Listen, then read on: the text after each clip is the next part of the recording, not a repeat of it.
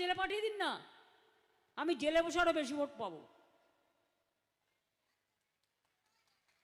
আর নাহলে গুলি করে মেরে দিন। তৃণমূল কংগ্রেসের যারা বুথ এজেন্ট হবে, যারা ইম্পর্টেন্ট ওয়ার্কার আছে, তাদের সবাইকে গ্রেপ্তার করতে হবে গ্যাজা কেসে। আমি বলি নিজেরা অনেক গাঁজা খাও তো, তাই গ্যাজা কেস খুঁজছো, লজ্জাও করে না। রিটায়ার্ড দুটো অফিসার এখানে বসে আছে, নির্লজ্জ বেহায়া, বলছে মধ্যরাতে অপারেশন করে তৃণমূলের ইম্পর্টেন্ট ওয়ার্কারদের গ্রেপ্তার করো। কেউ ভয় পাবেন না।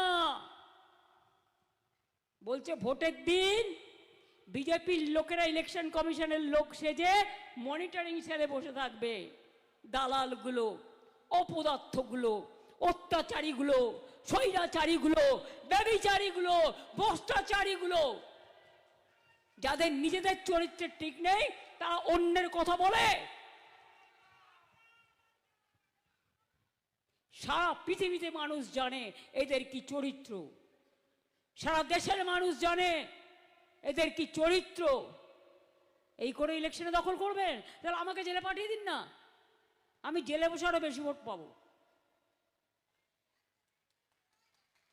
আর নাহলে গুলি করে মেরে দিন। আমার উপর আপনাদের এত রাগ কেন? আপনারা অ্যান্টি উইমেন, আপনারা মেয়েদের দেখতে পারেন না।